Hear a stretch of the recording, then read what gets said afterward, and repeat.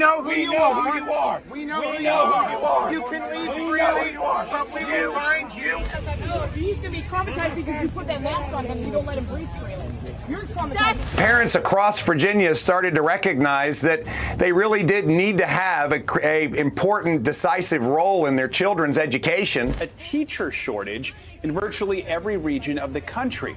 One recent study found nearly a quarter of teachers said they would likely leave their position before the start of the school year. 78% of teachers are reporting job-related stress. For other employed adults in other professions, the number is almost half that. Never be allowed in public again. Never allowed in public again. That is an anti-masker at Williamson County, Tennessee, threatening a doctor who testified about ways to stop the spread of COVID in schools. Let him out. Let's let him out. The man in blue urges the crowd to let the doctor leave, prompting several anti-maskers to block the car. You better watch out.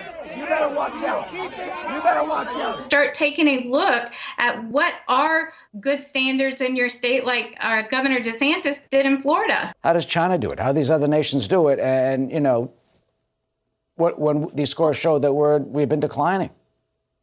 Well, I think we've just gotten too politically correct.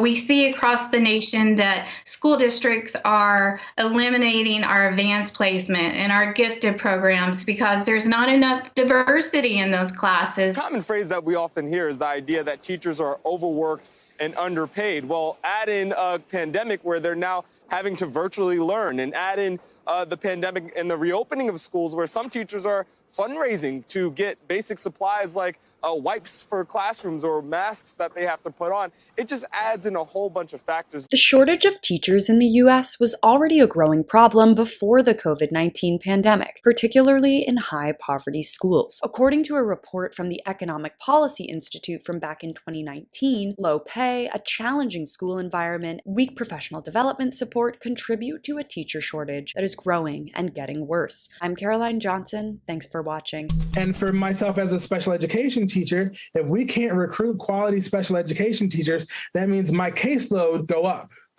And the more students I have to work with, the less one-on-one time I have to meet the individual needs of the student. Finances don't line up and the support doesn't line up and you don't see the picture getting any better. Why would anyone stay? And now even worse, why would anyone get into this? Told me that since 2013, his monthly paycheck only went up $100. So over the course of the 8 years there, he only was getting $100 more a month. That is not keeping up with inflation and the rise in prices that naturally happens. Florida teacher vacancies increased 67% from August 2020 to August 2021, as teachers across the country are noting conditions of classrooms that are tightly packed and poorly ventilated, with students not required to wear masks and often showing up sick. And teachers have also been receiving significant pushback from science deniers. Jessica Wildfire writes powerfully in a blog post that captures much of the frustration across the country teachers are facing. Quote,